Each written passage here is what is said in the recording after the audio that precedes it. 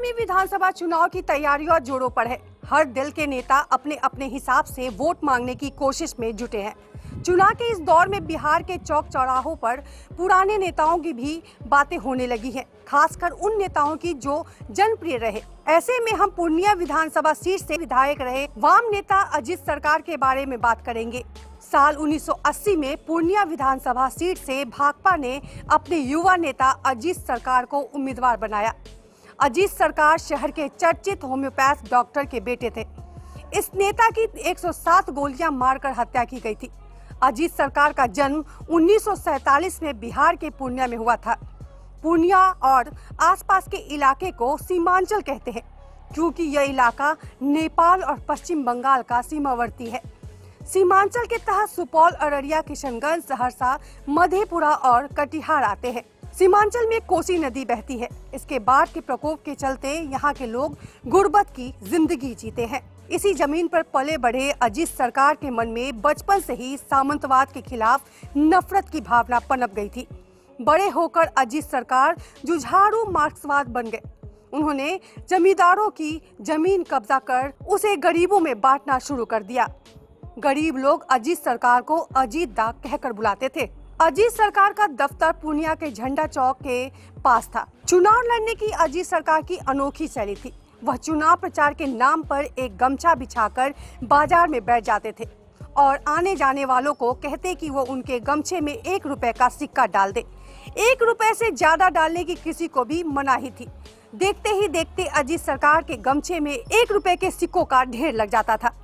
अजीत सरकार उन सिक्कों को लेकर घर लौटते और उनकी गिनती करते। इससे अनुमान लगा लेते कि कम से कम उन्हें इतने वोट तो मिलेंगे ही। अजीत सरकार लगातार 4 पूर्णिया से विधायक बने। उस दौर में बिहार की राजनीति में बंदूक और संदूक का दौर था। बंदूक यानी बाहुबल और संदूक यानी धनबल, यानी जिस प्रत्याशी के पास गुंडे और पैसे होते ही नेता, सांसद या विधायक बनता था। बिहार की ऐसी राजनीति में अजीत सरकार का उदय एक अनोखी घटना थी। अजीत सरकार 4 बार विधायक बनने के बाद भी अपने लिए कोई निजी संपत्ति अर्जित नहीं की थी। वे पूर्णिया के दुर्गाबाड़ी मोहल्ले में एक किराए के मकान में रहते थे। बताया जाता है कि उस दौर में मकान का किराया 600 रुपए थे। घर का खर्च अजीत सरकार की पत्नी माधवी चलाती थी। माधवी एक सरकारी स्कूल टीचर थी। अजीत सरकार के उदय से पूरे पूर्णिया जिले के पूंजीवादी और सामंती लोग परेशान थे।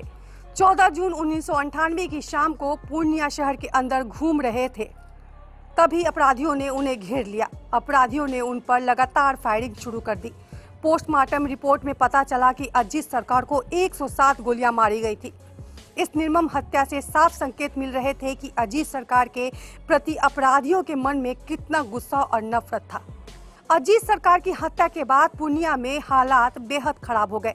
अजीत सरकार के समर्थकों ने पूरे पूर्णिया शहर में विरोध प्रदर्शन शुरू कर दिए। हालात खराब होते देख तत्कालीन मुख्यमंत्री लालू प्रसाद यादव हेलीकॉप्टर से पूर्णिया पहुंचे।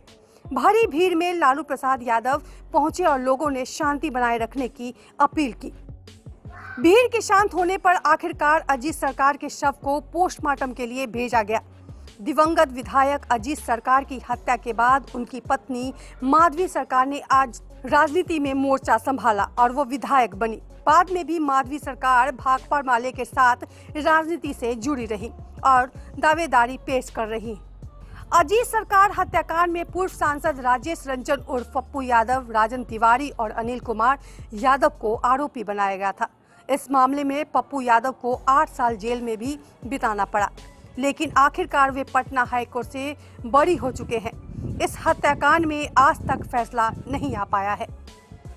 लेटेस्ट न्यूज के लिए सब्सक्राइब करें न्यूज जंक्शन।